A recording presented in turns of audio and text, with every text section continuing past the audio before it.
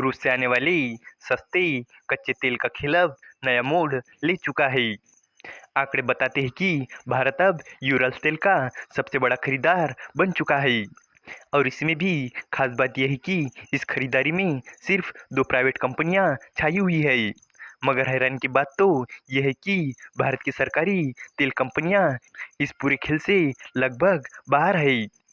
क्यों रिलायंस और नायरा को मिल रहा है फायदा, और क्यों सरकारी कंपनियां पीछे रह गई है, और कैसे भारत की प्राइवेट कंपनियां रूस के साथ करोड़ों बैरल के सौदे कर रही है। तो चलिए इस अपडेट को डिटेल में जानते हैं। लेकिन आगे बढ़ने से पहले एक रिक्वेस्ट है कि जो भी लोग इस चैनल पर नए हैं वह हमारे चैनल को सब्सक्राइब ज़रूर करें। इस काम के लिए कोई पैसे नहीं लगते हैं, बल्कि इससे हमें मोटिवेशन मिलता है। तो चलिए आगे बढ़ते हैं। भारत इस साल रूस से समुद्री रास्ते से आने वाले कच्चे तेल का सबसे बड़ा खरीदार बन चुका है।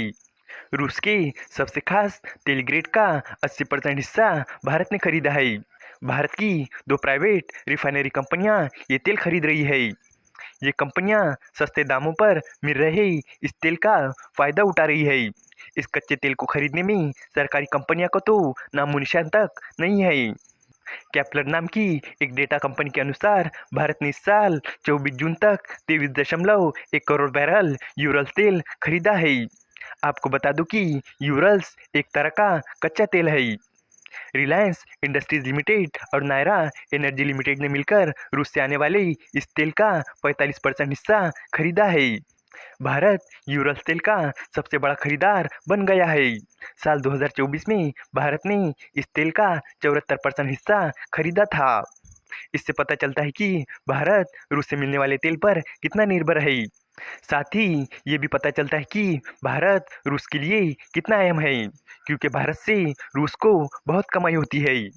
पहले चीन की छोटी रिफाइनरी कंपनियां, जिन्हें टीपॉट्स कहा जाता है, रूस से काफ़ी तेल खरीदती थी।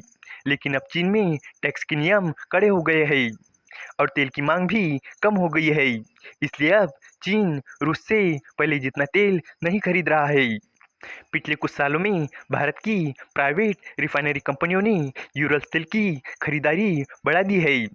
साल 2025 में तो उन्होंने बहुत ज़्यादा तेल खरीदा है। रिलायंस कंपनी ने इस साल 7.7 करोड़ बैरल तेल खरीदा है। अब रिलायंस दुनिया में यूरल्स तेल की सबसे बड़ी खरीदार बन गई है। रिलायंस ने रूस के साथ एक समझौता भी किया है। इस समझौते के अनुसार रिलायंस रूस से हर दिन 5 लाख बैरल तक तेल खरीदेगा। ये समझौता 10 साल के लिए है और जनवरी 2025 से शुरू हो गया है। कैप्लर के अनुसार रिलायंस अब जितना भी कच्चा तेल खरीदती है उसमें से 36% यूरल तेल होता है। साल 2022 में ये सिर्फ 10% था। नायरा कंपनी जितना भी तेल खरीदती है उसमें से 72% यूरल तेल होता है। 3 साल पहले ये सिर्फ 27% था। वहीं दूसरी तरफ भारत की सरकारी रिफाइनरी कंपनियां जैसे Indian oil corporation, Bharat petroleum corporation और हिंदुस्तान पेट्रोलियम कॉरपोरेशन लिमिटेड ने रूस के साथ कोई समझौता नहीं किया है। इन कंपनियों को तेल खरीदने के लिए कुछ खास तरह की करेंसी का इस्तेमाल करना होता है, जिससे उन्हें तेल खरीदने में दिक्कत होती है। रिलायंस और नायरा की रूस से ज़्यादा तेल खरीदने की वजह से यूरल तेल की सप्लाई कम हो गई है। इससे भारत की सरकारी रिफाइनरी कंपनियों को तेल खरीदने में दिक्कत हो रही है। उन्हें अब तेल के लिए ज़्यादा पैसे देने पड़ रहे हैं।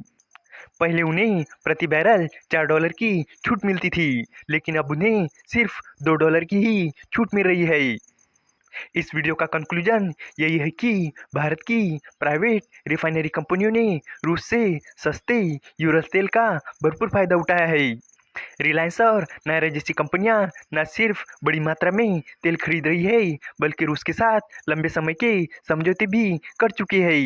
वही सरकारी कंपनियां कई कारणों से पीछे रह गई है, जिससे उन्हें अब महंगे दामों पर तेल खरीदना पड़ रहा है। ये बदलाव सिर्फ भारत के तेल खरीदने के तरीके को ही नहीं बदल रहा है, बल्कि दुनिया के तेल बाजार में भी भारत की अहमियत को बढ़ा रहा है। उम्मीद है कि आपको ये जानकारी पसंद आई होगी, और भी इसी तरह के इन्फॉर्मेटिव वीडियोस के लिए हमारे चैनल को सब्सक्राइब करें। धन्यवाद।